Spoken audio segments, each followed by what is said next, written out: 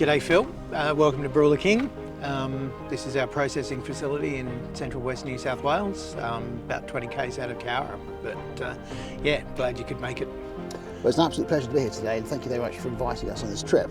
It'd be great to know more about the site itself, how it's developing and what the future holds for us. Yeah, so the Broula King processing plant we acquired in 2021 with a view to it becoming a centralised processing hub for central west New South Wales.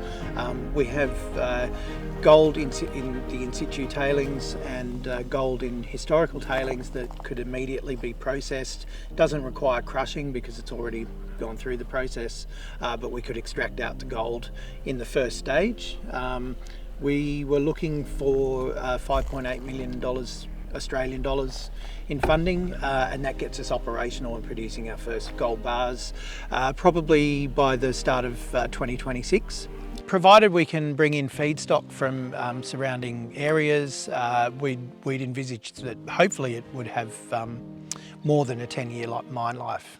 It's interesting what you've been doing to ensure the environmental credentials by way of the acidity of the soil and the other elements that have been factored into the production.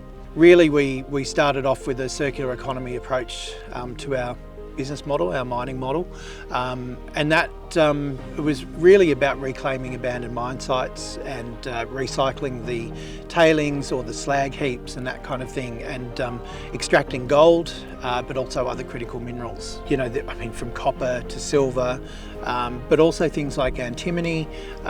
There are other things that we've done testing here, and it's got good sort of commercial amounts of tellurium and rubidium particularly. Then we're working with Deakin University particularly on extraction processes through electrowinning that we can extract out those rare earth elements.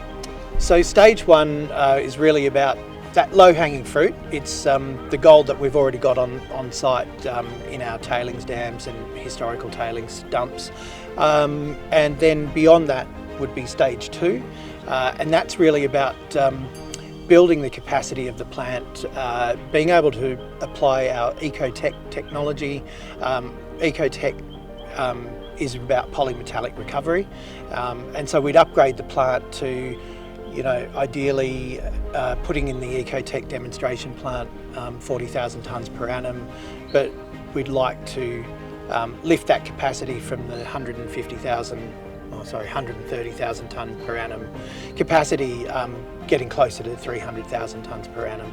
And then from other sites in the area, presumably you have other opportunities that can develop over that same course of time? Yes, so yeah, with the extra funding into stage two, that would give us access to, say we're looking at the Lucky Draw site, there's a site up the road as well, there's ASX companies, there's a tenement holder about 60 k's from here.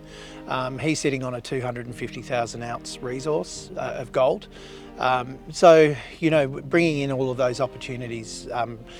One of the problems in New South Wales with obtaining a mining lease is that you need a place to process. And so the problem that a lot of tenement holders around us are finding is that they have to build a greenfields site. So an advantage that we have is that we have the existing processing facility. There's a tremendous amount of opportunities. One of the reasons we're focused on critical minerals is just because of the supply chain at the moment. China's kind of shut off supply to the rest of the world, or the rest of the Western world. And so there are real opportunities in Australia right now, federal government and state government level government grants and funding that we can acquire.